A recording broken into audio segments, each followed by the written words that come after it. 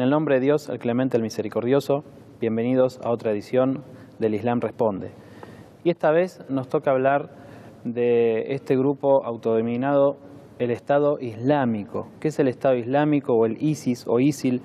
Que vemos en los noticieros imágenes aberrantes de supuestos musulmanes cortando cabezas, incendiando niños vivos, haciendo todo tipo de atrocidades que nosotros hoy vamos a poder contarles, que no tiene absolutamente nada que ver con el Islam esto. Nos acompaña como siempre el Sheikh Abdul Karim Paz. Salamu alaikum, Sheikh. Alaikum salam wa rahmatullah. ¿Qué es este autodenominado Estado Islámico? Bueno, en el nombre de Dios, el Clementísimo y Misericordiosísimo, la bendición y la paz sean con Muhammad y su familia purificada. Como bien dijo el llamado Daesh en árabe o Nuevo Estado Islámico para Irak y el Levante, creo que se llama así, es una autodenominación. En realidad no es reconocido por nadie como Estado como tal. No pretende conformar un Estado, pero no lo concreta ni lo representa en realidad. Y nosotros creemos que ese nombre, además, es un nombre estratégico para justamente atacar al Islam que tiene un proyecto de gobierno, un proyecto de conformación de Estado, un proyecto político, y para que esta faceta quede, digamos, mal vista a los ojos del mundo, se le ha colocado este nombre, o se ha colocado este nombre, a este grupo terrorista, que es un desprendimiento de Al-Qaeda, que brotó allí donde Estados Unidos tuvo presencia. Es importante destacar que Estados Unidos, en las últimas invasiones que realizó al mundo islámico, en el caso, por ejemplo, de Afganistán, dijo que iba a llevar la democracia y, por ejemplo, el narcotráfico se desarrolló muchísimo en Afganistán. En el caso de Irak no se conocía un fenómeno, el fenómeno del terrorismo con la magnitud que adoptó a partir de la presencia de Estados Unidos allí. Y evidentemente cuando se retiró dejó un cierto vacío y una situación propicia por parte de, digamos, personas que seguían al régimen anterior de Saddam Hussein, que el nuevo gobierno iraquí quería ajusticiarlos por sus crímenes, que Estados Unidos le impidió y que hoy conforman una parte importante de ese supuesto Estado Islámico. Y además también zonas, digamos, del Kurdistán o zonas donde hay mucha presencia de personas sunitas, que desgraciadamente parte de ellos, no todos, porque el Kurdistán, los sunitas, los chiitas, el pueblo iraquí, cristianos, musulmanes, enfrentan el fenómeno del terrorismo todos juntos, pero que de alguna manera parte de ellos, con el apoyo norteamericano, desgraciadamente sembraron muy rápidamente de golpe este dominio en el norte de Irak, con la finalidad de, digamos, la reocupación de Irak por un lado, y por otro lado, si no se puede, al menos la división de Irak. Lo mismo ocurrió en Siria. De modo que estos grupos, ¿de dónde salen estos grupos? Estos grupos son una combinación de varias cosas. Hay mercenarios, hay musulmanes ignorantes, desgraciadamente, manipulados o bien totalmente equivocados, que tienen su raíz conceptual del Islam, su interpretación del Islam básicamente de fuentes omeyas, enemigas del profeta y enemigas de los sucesores del profeta, y de ahí ellos abrevan, y de ahí ellos extraen. Hace poco veía en un documental un discurso de una persona del ISIS llamando a rescatar y revivir el modelo omeya de enfrentamiento contra el líder de los desviados o chiitas, poniendo como ejemplo el suceso de Karbala como una gran obra de parte de los omeyas que atacaron al nieto del profeta, que todos los musulmanes veneran por orden del Corán, por orden del profeta, pero que este grupo, digamos, se enfrenta, ¿no?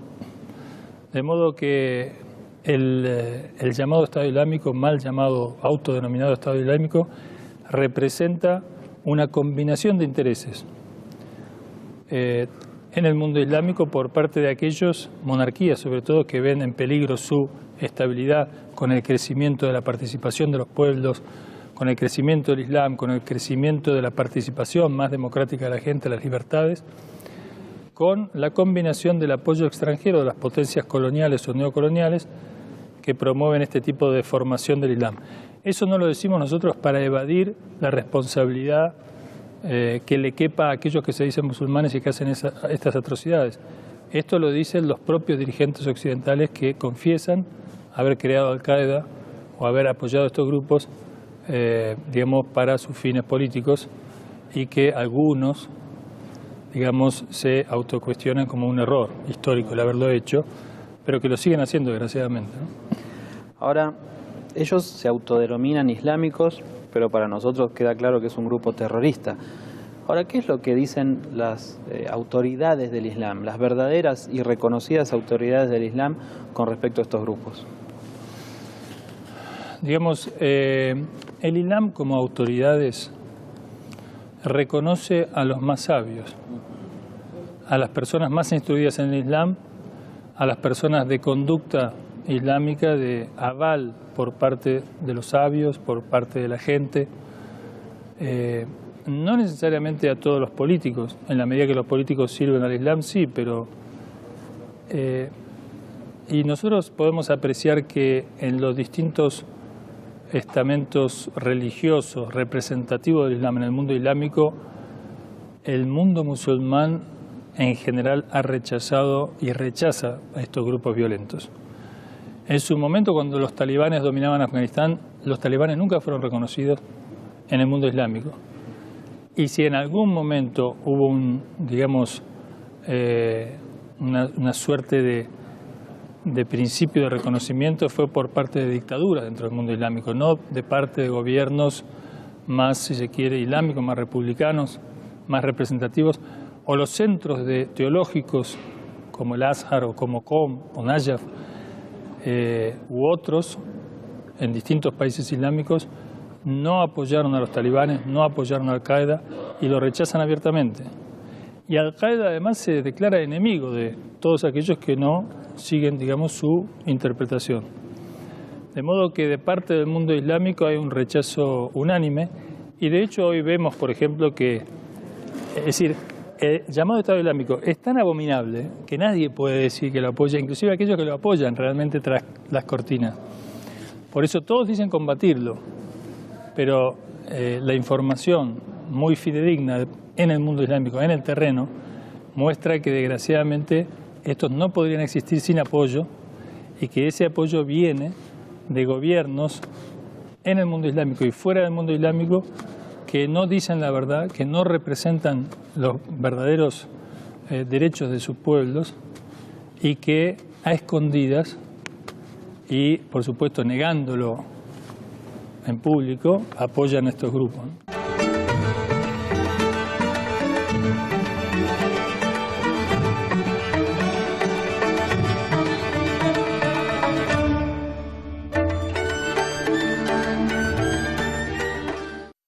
Claro, porque lo hemos visto muchas veces en la televisión.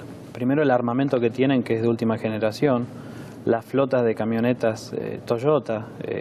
Se ha cuestionado incluso a la fábrica de Toyota si eran ellos los que les proveían las camionetas. El renovamiento de reclutas y de mercenarios que tienen, ¿no?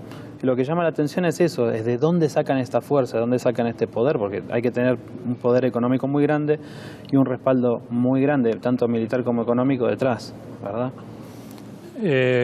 Los gobiernos afectados por el fenómeno, los gobiernos islámicos afectados por el fenómeno del terrorismo, hacen denuncias permanentes en las Naciones Unidas, en el Consejo de Seguridad, en la opinión pública mundial, en aquellos medios que se filtran, que se pueden ver vía, por ejemplo, Internet en América Latina, digamos, por el caso que nos compete, o Hispanoamérica o en el mundo en general.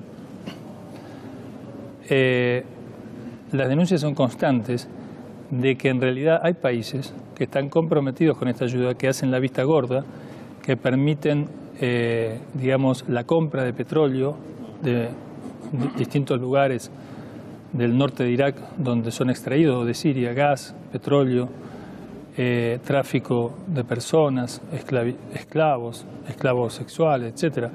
Todas estas cosas aberrantes.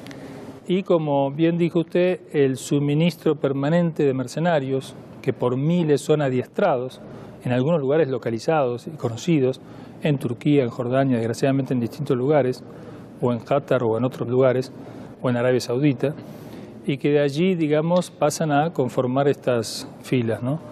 De modo que acá hay cuestiones que hoy en día para las personas medianamente informadas se conocen, pero desgraciadamente hay una situación de poder que no permite incluso aquello que muchos conocen pueda realmente ser denunciado con fuerza y pueda parar y paralizar esta ayuda que se brinda. Puntualmente, ¿qué relación existe entre, por ejemplo, Estados Unidos y el ISIS? Porque hemos visto fotos de Kerry y otros personajes, McCain, creo que era, con algunos jefes de Al-Qaeda en Siria, de Al-Qaeda, del Nusra y todos estos grupos. ¿Qué relación cree que hay entre Norteamérica puntualmente y el ISIS? Bueno, Hillary Clinton confesó, ¿no?, que nosotros creamos Al-Qaeda, nosotros ayudamos a crear Al-Qaeda para combatir a la Unión Soviética. Bin Laden y la familia de Bin Laden tenía vínculos con los republicanos, con la familia Bush, con el petróleo norteamericano, etcétera. Norteamérica tiene como aliado fundamental en el mundo islámico a Arabia Saudita, Turquía, Qatar, que son los máximos proveedores de bienes, de dinero y de mercenarios, digamos, de entrenamiento, etcétera. De modo que Estados Unidos está muy involucrado, ha creado una coalición para atacar a estos grupos, se dice o dicen, pero esta coalición tiene dos características. Por un lado, nunca aceptó coordinar sus acciones con los gobiernos que son víctimas del terrorismo, caso Siria o caso Irak. Tampoco acepta coordinar sus ataques y su, digamos, acción antiterrorista con países como Rusia o Irán, que se reconoce mundialmente que están comprometidos en serio con la lucha antiterrorista. Y por último, en años de acción no han hecho más que engrosar, digamos, las filas de estos grupos y no han provocado bajas serias o no han impedido o detenido el accionar de estos grupos. Por lo tanto, es imposible, con el control satelital que ejerce Norteamérica en la región, que estas caravanas de camiones de petróleo y todo, que Rusia inmediatamente, digamos, los identificó y puso sus fotos a disposición, los iraníes hicieron lo mismo, etcétera, sea conocido. Ahí creo que Estados Unidos, quizás la mayor ayuda que se le da a estos grupos es en el orden de la propaganda. La gente en nuestros países sigue creyendo que este es un fenómeno de terrorismo islámico y que los culpables son los musulmanes y que el Islam es una amenaza violenta y fanática, y esto es de una total mala fe por parte de aquellos que están involucrados en el terreno y que están ayudando a escondidas a estos personajes. Por lo tanto, creo que el peor de los apoyos que le brinda Estados Unidos y el sistema de información a estos grupos es la confusión que generan en la opinión pública occidental. Es una hipocresía total, podemos hablar. Bueno, vamos a un corte y enseguida volvemos. ¿Qué es el autodenominado Estado Islámico? El ISIS, mal autodenominado Estado Islámico, no es ni un Estado ni es islámico. Es, más bien, un hijo de Al-Qaeda que fue creado artificialmente con fines ajenos a los intereses del Islam y en contra de su despertar y desarrollo. Las potencias occidentales, que reconocen haber creado a Al-Qaeda en los años 80, hoy apoyan a sus ramificaciones en varios países, debido a la caída de sus antiguos agentes dictadores en esta región como Saddam Hussein y Hosni Mubarak. hay también un ingrediente pseudo-islámico de estos terroristas del ISIS, y es el rol de Arabia Saudita, su visión del Islam de corte wahabita que se arraiga en el espíritu omeya, netamente antiprofético que predominó basándose en la fuerza en el primer siglo del Islam. Bueno, y estamos aquí nuevamente. Seguimos con las preguntas, Sheikh. Nuestra fuente principal para obtener el conocimiento es el Sagrado Corán, es la tradición del profeta, de la familia del profeta. ¿Qué dice el Sagrado Corán que nosotros podamos decirle a la gente también con respecto a la filosofía de este grupo terrorista? O sea, ¿está en contra del Islam? ¿Coincide con el Islam, con el Corán, perdón? Bueno, nosotros, para cualquiera que estudie el Corán, la característica fundamental de Dios, como se presenta y como comienza el Corán, es destacar su misericordia para todo el universo, no solamente para los partidarios.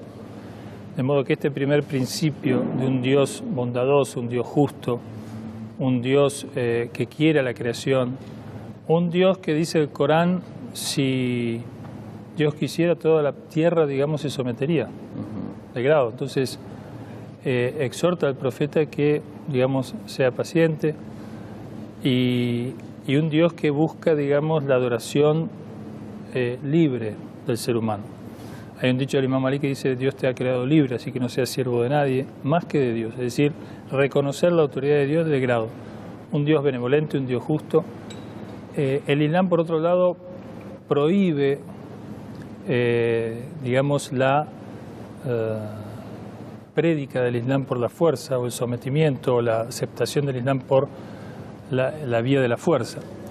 Sobre la base esta de que Dios, si quisiera, digamos, toda la humanidad creería en Él, pero no tendría mérito el ser humano si fuera forzado a creer por temor o por obligación, digamos, por una suerte de fatalismo, digamos así, sin que intervenga para nada su propia voluntad y su libre albedrío. Por lo tanto, siempre la prédica de los profetas, a pesar de Dios tener todo el poder, siempre ha sido la de dejar al hombre que, por su propia voluntad, de acuerdo a su entendimiento, digamos, acepte la presencia de Dios, la relación con Dios y digamos, el beneficio que tiene el adorarlo.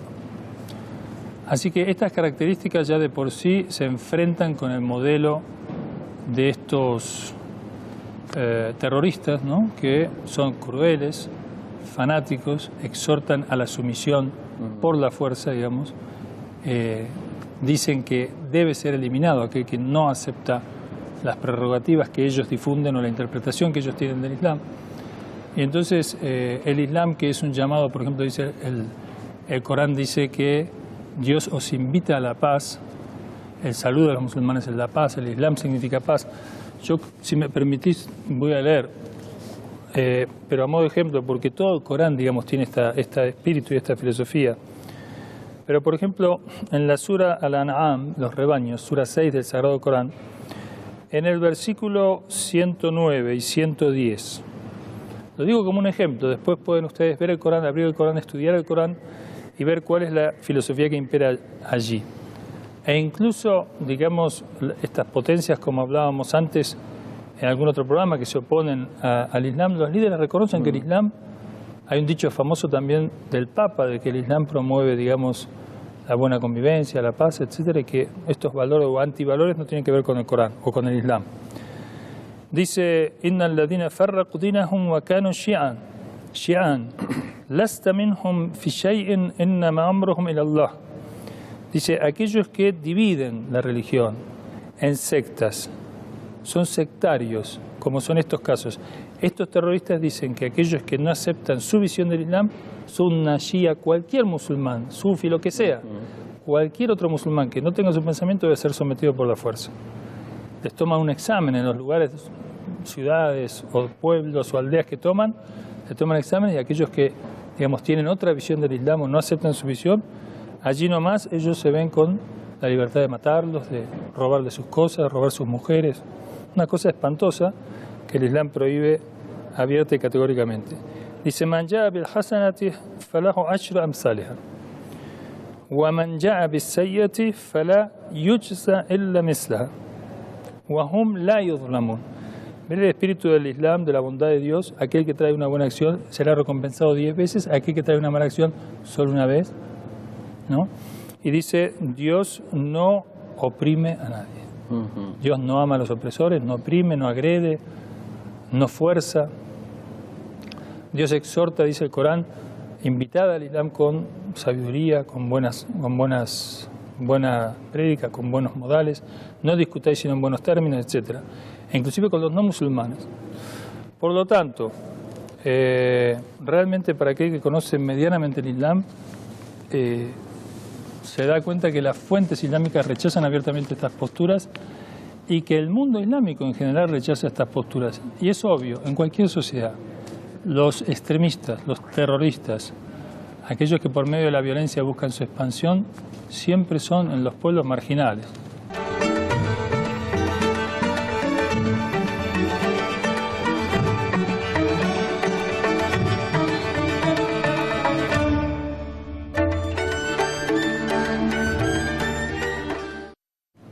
Veíamos también en imágenes en la televisión, en los noticieros, cómo ponían bombas en las iglesias, por ejemplo, las destruían o rompían vírgenes, imágenes, etcétera, de los cristianos. Aunque en Siria han bombardeado y han destruido más mezquitas que iglesias, ¿no? Pero ¿se puede hablar de que hay un choque de civilizaciones o una guerra entre religiones acá?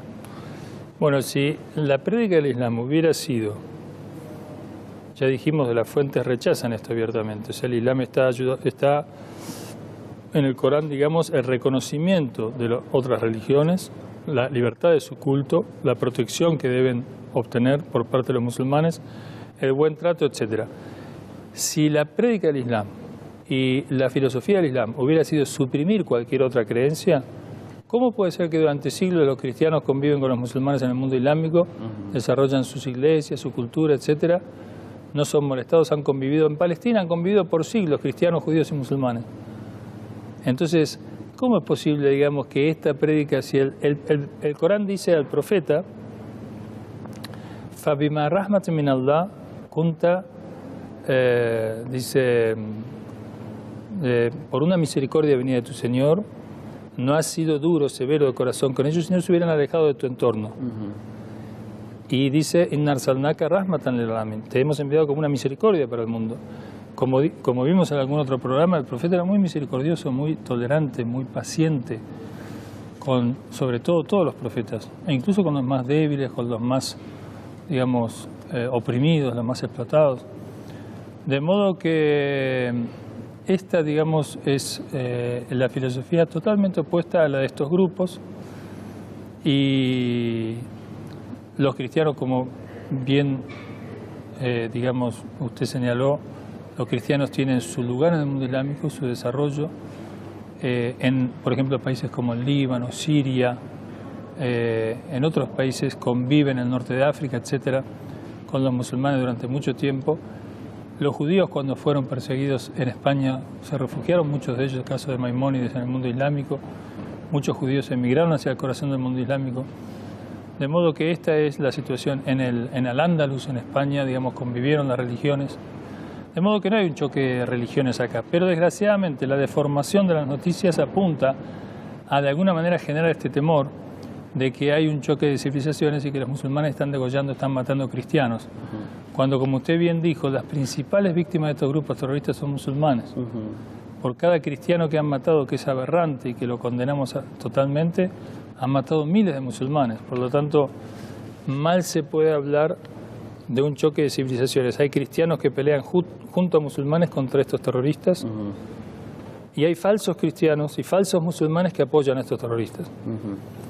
En este mismo orden le quería preguntar si también hay un enfrentamiento entre Shia y Sunna, por ejemplo.